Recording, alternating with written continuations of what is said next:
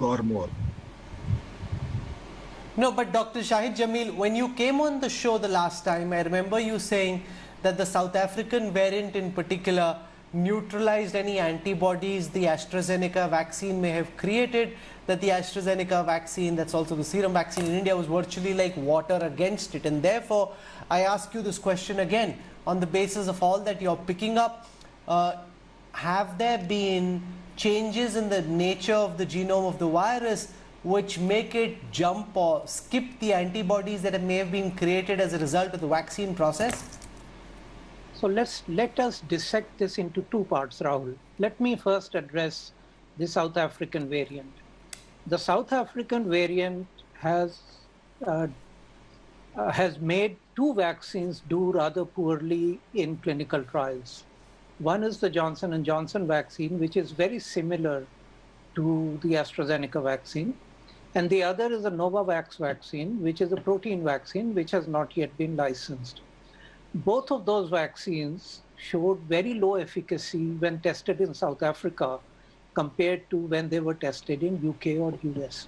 And the reason was that in South Africa, this variant was quite rampant at that time. We have evidence now, both from India as well as elsewhere, that the UK variant is neutralized quite well by antibodies in the blood of people who are vaccinated with any vaccine.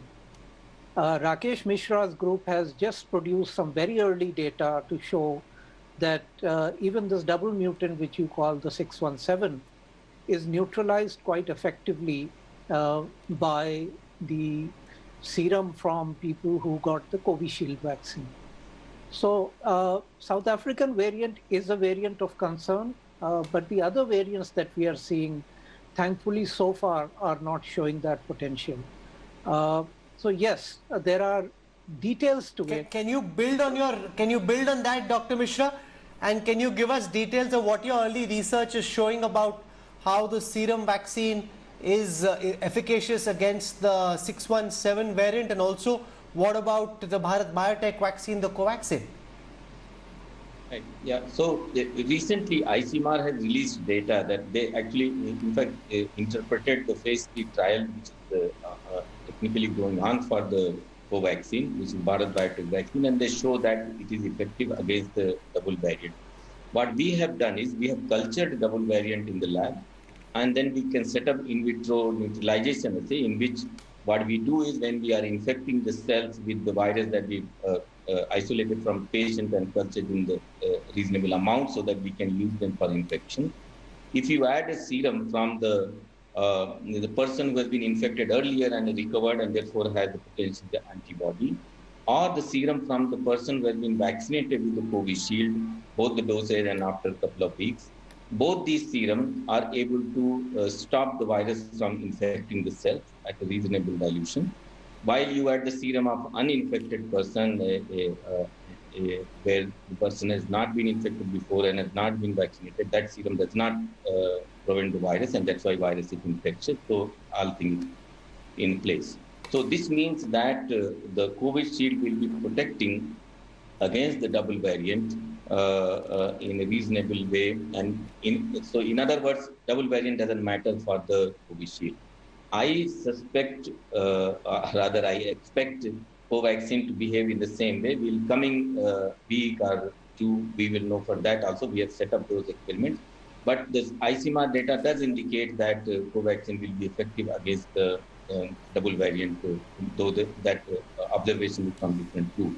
So far, that's what I've been trying to say, that we've been lucky that we have not seen a variant which is very dangerous in terms of mortality or clinical symptoms or denying the vaccine protection that we are generating. Or one more observation I would like to add is that we don't see many reinfection in the case. In fact, very rare reinfection of double variants so far from the data that we have, which means this virus is still respecting the immunity that is generated by the first round of infection, and therefore the vaccine should be successful.